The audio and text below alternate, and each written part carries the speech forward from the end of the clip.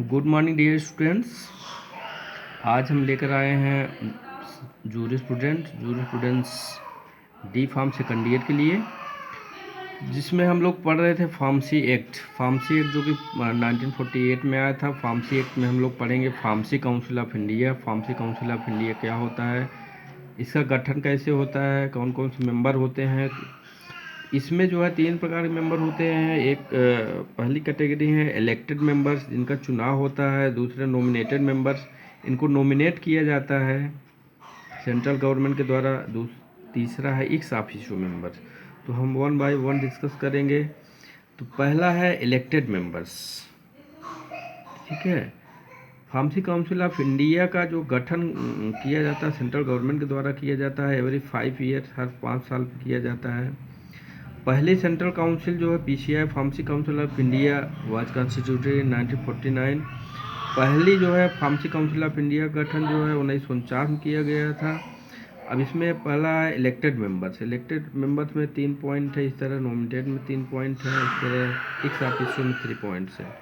तो elected members में हमारे 6 मेंबर्स होते हैं, जिसमें including at least 1 teacher each in pharmaceutical chemistry, pharmacy, pharmacology and pharmacognosy on the teaching staff of an Indian university or an affiliated college granting a degree or diploma in pharmacy. These members are elected by UGC. ये members जो है university grant commission new Delhi, इसके द्वारा क्या elect किए जाते हैं, इनका इलेक्शन होता है। तो 6 मेंबर्स में हमारे जो है एटलीस्ट एक एक टीचर जो है होने चाहिए, जो सब्जेक्ट्स है फार्मास्यूटिकल केमिस्ट्री से, फार्मेसी से, फार्माकोलॉजी से और फार्माकोग्नोसी से। तो ये 4 मेंबर्स ऐसे हो गए कि पर्टिकुलर इन सब्जेक्ट से रिलेटेड होने चाहिए, जो इंडियन यूनिवर्सिटी या उससे एफिलिएटेड कॉलेज में पढ़ा रहे हों, जो कि डिग्री या डिप्लोमा फार्मेसी का दे रहे हों, और ये जो है यूनिवर्सिटी ग्रांट कमीशन द्वारा इलेक्ट किए जाते हैं। 1 member elected by the medical council of India. एक मेंबर इसमें होगा मेडिकल काउंसिल ऑफ इंडिया से, फ्रॉम अमंग्स इट्स मेंबर्स। जो मेडिकल काउंसिल ऑफ इंडिया के मेंबर्स होते हैं उसमें से एक होता है ये इलेक्टेड में। और थर्ड है 1 member who shall be registered pharmacist. एक जो होता है रजिस्टर्ड फार्मासिस्ट का इलेक्शन होता है टू रिप्रेजेंट ईच स्टेट, जो प्रत्येक राज्य को रिप्रेजेंट करता है, by the state council from among its member. State council के मेंबर्स के बीच का एक होता है, वो इलेक्ट किया जाता है, उसका चुनाव होता है। नेक्स्ट है नॉमिनेटेड मेंबर्स। नॉमिनेटेड मेंबर जो है सेंट्रल गवर्नमेंट नॉमिनेट करती है। इसमें 6 members including at least 4 persons purchasing degree या डिप्लोमा इन फार्मेसी। 6 मेंबर्स में एटलीस्ट 4 जो मेंबर होने चाहिए, उसमें से डिग्री या डिप्लोमा रखते हो pharmacy, and engage in the practice of pharmacy, और वो फार्मेसी प्रैक्टिस में इन्वॉल्व हो, फार्मेसी प्रैक्टिस कर रहे हों ऑफ फार्मास्यूटिकल केमिस्ट्री, ठीक है। पर फार्मेसी प्रैक्टिस कर रहे हैं फार्मास्यूटिकल केमिस्ट्री मतलब इंडस्ट्री से रिलेटेड हो, and nominated by the central government, वो सेंट्रल गवर्नमेंट नॉमिनेट करती है। Second 1 representative each of UGC and AICT. ये हो गए 4, ये हो गए। उसके बाद जो है 1 रिप्रेजेंटेटिव ऑफ यूजीसी, एक यूजीसी यूनिवर्सिटी ग्रांट कमीशन का एक रिप्रेजेंटेटिव होगा, एक एआईसीटी होगा, ऑल एआईसीटी से होगा, all India council of technical education होगा।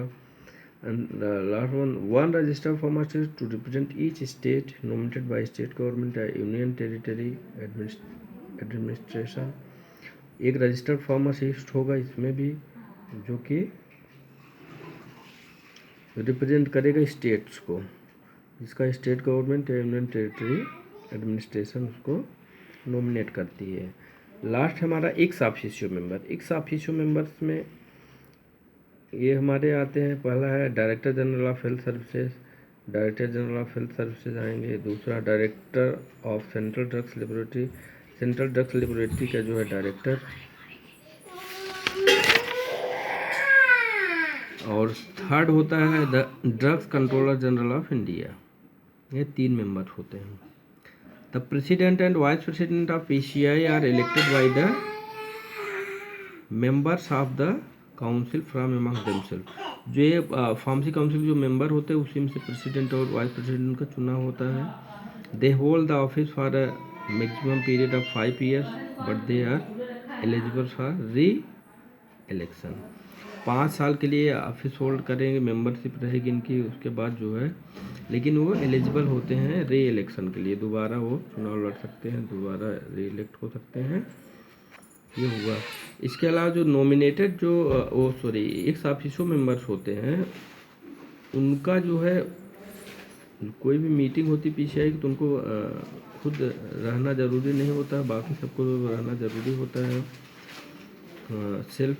बट ये जो है नॉमिनेट कर सकते हैं अपने बिहाफ पे किसी को भी। Okay, thanks.